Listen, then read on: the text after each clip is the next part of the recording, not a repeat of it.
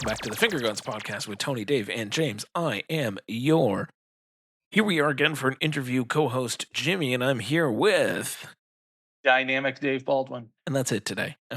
Tony is preoccupado and busy and unable to attend this one, so Dave and I had the unique, distinct, fun privilege of sitting down with Robbie Amell to talk about his new film, Racewalkers. Yes. James, did you know race walking was a thing before this? I did, because it's always been a sport that I've made fun of. Okay. Yeah, it's power walking is what I would have called it, but race walking, similar thing, where like you have to, keep one foot on the ground the entire time, and you have to like sway back and forth the entire time. It is a very, very silly way of running a race, but like, I mean, after walking a race. But after watching Racewalkers, I have a newfound appreciation for it, because those guys are walking an entire marathon in faster time than I could even run a 10K. Like they're insane. Yeah, they were saying something like 40 kilometers in less than 2 hours or something. It's crazy. It's that. Crazy. Yeah. Fuck that. But it's all in the hips, James. It's all in the hips. You got to sway. You got to move those hips. It's yeah. So, I mean, do you want to talk a little bit about what the movie is, and then throw it over? So it's about a disgraced pitcher who never was. Yeah. Who gets well, I guess he gets drafted. I guess he gets asked because this gentleman who is a disgraced race walker, part of the race walking organization. He wants to change the sport, and they don't want him there anymore, so they throw him out. Yeah. And he meets up with the disgraced pitcher, and the magic happens. Yeah. And Robbie Amell is the antagonistic, douchebaggy, like rival. Yeah. I would say. Yeah. Self-compared to Shooter McGavin. Self-compared to Shooter McGavin. He's a lot of fun. He has like a faux hawk and fucking, what are those stupid glasses called? Pit vipers. Yeah. I need a pair of those. Like, oh yeah, man. Yeah, you look fast when you wear pit vipers. Because those were awesome. Yeah. And Robbie also produces on this one, and he was a lot of fun to chat with. Yeah. And if we had more time, I guarantee James could have talked more hockey with him, because he seemed like he was down for hockey talk. Yeah. It seemed to be. Well, listen, enjoy during the interview, because there's some little tidbits about like how he even started producing this project, and it's uniquely Canadian about how sort of how him and Kevin got together. It's I was hopeful and heartened that he wants to do like some sort of hockey movie going forward. And like I was looking at him while we were interviewing, and I'm like, I could see it. Like like he's got the look of, like, first of all, he's got the look of a movie star. Let's be honest. Yes, but he also has the look of like a pro athlete. Like you look at him, and you're like, man, I could see you like doing an interview post game after playing for the Leafs or something. So like, yeah, let's make it happen. It's been a while since we've had like a good hockey movie up here. I guess the last one was what, Goon, probably. Well, there was Youngblood, which I heard was not the greatest thing in the galaxy, but there were the two Goon films. Yeah. And and then Slapshot. Yeah, that's true. Which obviously, and the Mighty Ducks. And you got all the Don Cherry Rock'em Sock'em Hockeys, and there is all of those. I didn't know we could still talk about them, but they do exist. They do. But I am going to just say, if he's going to play for a team, I'd rather him play for a team that wins. Not the Leafs. He deserves that. He deserves that. He does deserve. He deserves a team that wants to win. Yeah. Yes. But Racewalkers is going to be in theaters on Friday, July 10th. Yep. In limited release, I believe. We'll have a little bit more on it in our next episode, I believe. Yes. Or actually, the way this is it's going to be, we're recording this episode, the next episode will have come out, and then this episode will come out. Yeah. So somewhere in there, you'll have also heard us talk about our movie, about the movie, and our thoughts and feelings on it. So I don't know, whatever. You may have heard that already, or we will be talking Yeah, about it in the next episode and probably in the episode after that yeah, again. So either way, Race Walkers should be on your radar because it yes, is a fun little 90s throwback absolutely. and definitely worth your time. But until then, you should listen and love and let live laugh love. I don't know what the fuck I'm going on I about. don't know. Just take a Just listen, take a listen to us talking to Robbie Amell. have a gander. It's great. Hi Robbie, how are you? Good, thanks. How you guys doing? Pretty good, pretty good. Congratulations on the film. Thank you. um First up, how much training did you have to do for this role? Were you an avid race walker before? Can you be an Olympian now? I had dabbled with the occasional drunken race walk from bar to bar, um, but not a ton. And then we got trained by Stafford Whalen, who was one of the coaches of the Canada national team, and Evan Dunphy, who is Canada's Olympic bronze medalist, came out and is actually in the movie as well. So we had some really strong training. It was it was an experience. It was fun to learn the tips and tricks, Mm, but it is remarkably difficult to do it at the level at which these guys do it. It is, the more you do it, the more impressive you realize it is that these guys do it for 20, 40 kilometers at a time. I found it more tiring than running. Like when you're same. going full out, I would much rather sprint. um, but it's really impressive what these guys can do, and they had no ego about it. They know it looks silly. They know it's not the coolest, flashiest sport out there, but Mm. they're good at it, and they were very kind with their time and and their coaching. So it was a great experience. Was it hard to nail the form? Because It's a lot it of seems it's a very lot of specific. Yeah. hips. Yeah, it's a lot of hips. My knees and my hips are okay if I never race walk again. We did all of it in the first 5 days of filming, and by day three, I was like, "Well, I can't complain to anybody about this." So I grabbed Kevin. I'm like, "Are you sore?" "I'm sore." He's like, "I'm sore." And we couldn't tell anybody else, but it was like, I don't know. When everybody's like, "Yeah, old people do it. It's Yeah. easier on your body." I'm like, mm, I don't know. Is it? I don't know. I don't Yeah. know. My knees were like, I felt I grew up playing hockey. I'm Yeah. like, I was more sore from race walk, and I'm sure it's just muscles you never use and putting your body in positions that it's not used to. But like, Yeah. it took its toll. Yeah.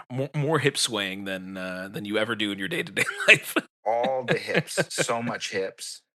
It's funny because like people see the movie and then they like, no doubt in a full theater you're gonna have several people race walking in the movie theater Yeah. outside of, and like, nobody looks as good at race walking as they think they do when they're first trying it. And Yeah. that's not to say I'm any expert. I still look very goofy because everybody looks goofy Yeah. doing it. But it's funny. It's great, and I think Yeah. that's part of the charm of the movie is that it's just this thing that everybody feels like they can do or would be good at, and you can't help but smile when you're watching someone do it. Totally. Um, so in this, you're both starring in the movie and you're a producer on the film as well. How did that sort of like dual role change your day to day on set for you? Well, I was a producer on the movie because so Jeff Chan, my Mhm. producer partner, and he sent me a short, like a web series by Kevin Phil, Yeah. little, like, 6 to 8 minute episodes that they had made called Short Term Sentence, and it was very funny. And I was like, damn, we should find something to do with these guys. And then Kevin and I played a little bit of hockey together, Nice. a little beer league, and they sent over Racewalkers. um I can't remember when the date was, but they sent it over. I read it. I was like, damn, this feels like the comedies I grew up on, like Mm. Happy Gilmore and Cool Runnings and Major League, and then we had dinner, and we were essentially like, look, we will try and take this down a path that gets it made. We will help you until we are either on set or we can't help you anymore. And in if we can't, take it back and run with it. We never want to be the guys that prevent somebody from making their movie. And a year later we were on set. So it was like light speed. We had some great help from Telefilm and Yeah. Ontario Creates, and then it just lined up in a window where we had cast and crew that we definitely shouldn't have had at our budget. Um, but it was just one of those movies that like people read and were like, "Damn, Yeah. this is fun. This I want to be a part of this." And we punched well above our weight across the board, and luckily it turned out the way it did. It is a lot of fun, and you bringing up those '90s comedies, it did feel very Yeah. much in that vein when I Oh, was thanks. watching it. You aren't typically the bad guy, and you're more of an antagonist here. How is that different playing versus your previous roles? Oh, I mean, the bad guy's never the bad guy in his own head. Mm. He's just he's just he's misunderstood and he's got an overbearing father. It was very fun. I mean, especially the world that they created. It was kind of like I get to be, some weird version of Shooter McGavin, Yeah. and he wasn't like unredeemable. He had a chance. He was just a guy who took himself too seriously and thought that race walking was a lot cooler than most other people thought it was. So it was, look, I had a blast. Kevin Phil are very funny, and we kind of just improvised. Like their script was amazing, but we would also just do a few on tape, like a few on book, and then a Nice. few alternates, and then just riff. And it was kind of like, well, funniest take wins as long as it makes sense and works for the plot. But it was just making movies with your friends. That's awesome. Kind of in related to that with Ched's character, and kind of talking about that sort of like improvisation bit.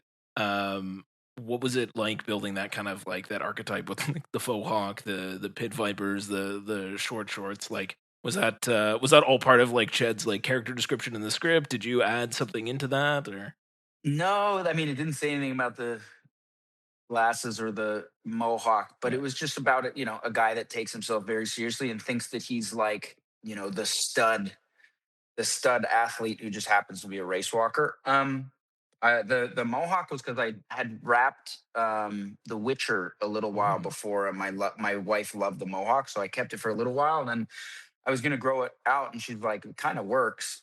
And then the pit vipers, my son loved them, and I was just like, this guy just kind of feels like he's pretty turbo, and we wanted something that just looked like he really wanted to be the fastest guy out there. And then I was on a train with my son to go to the Jays game, and everybody was wearing them, and I was like, oh shit, we may have accidentally done something that's actually really cool. And Pit Viper was great. They sent us a bunch over, and my son and I now we still wear them together. We've nice. got matching pitties, and it's that was just kind of one of those. And then the short shorts, that's business attire if you're a race walker. So it was just the kind of the perfect storm. It all came together, and I wanted something that was I just wanted him to be a little extra Yeah, or a excellent. lot extra. Somewhere in the middle. Yeah, Yeah. Somewhere in the middle. I love that you guys have matching pitties. That's amazing. yeah. Oh, it's great. That's amazing. Was it deliberate to not have any scenes against your wife, or We have a one moment where we meet for the first time, and that was the way it was scripted. My wife hates improv, so I came over, and she says she could see the smirk on my face, and she's like, I knew what you were going to do even behind the pit vipers, and I came up with a different line every time I walked up to her, and she fucking hated it. She was like, I'm just going to kill you. Uh, Even though she hates it, she's very good at improv. So that was actually a couple of the producers' favorite scene because we kept riffing and having fun, and everybody knows we're married, so it was just a fun little interaction. But that was kind of the only amount of interaction that made sense between us. Incredible. Yeah, incredible. Even knowing that little tidbit now, I love that scene even more because now knowing that, like, I don't know how many takes you guys probably would have done, but like just knowing that there was a different 6 or line. 7. Yeah, she's like, it's Sear. She's like, after the first take, I think she was actually like, I will kill you. And I was like, well, it's gonna keep going. That's love, man. That's love. Yeah, truly.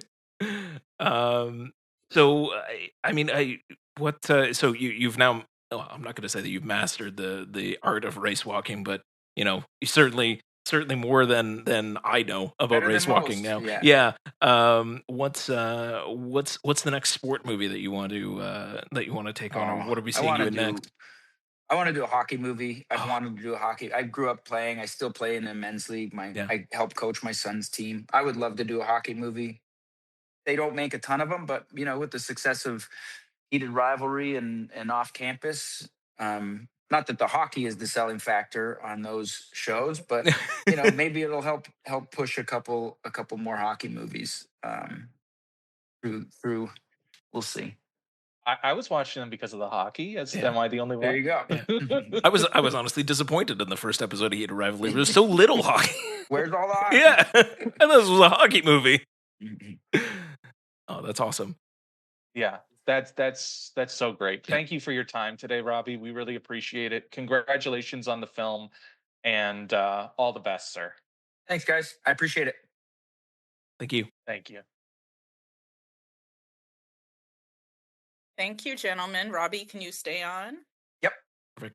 Thanks, Angie. Have a good Angie. afternoon. You too. Thank you. Bye, guys. I screwed up the beginning, so could you send me the video when you have a chance? Yes. Okay, amazing. All right, have a No good problem. afternoon, Robbie. Thanks, You guys. too. Bye, See you everyone. guys. See you. Bye. Bye.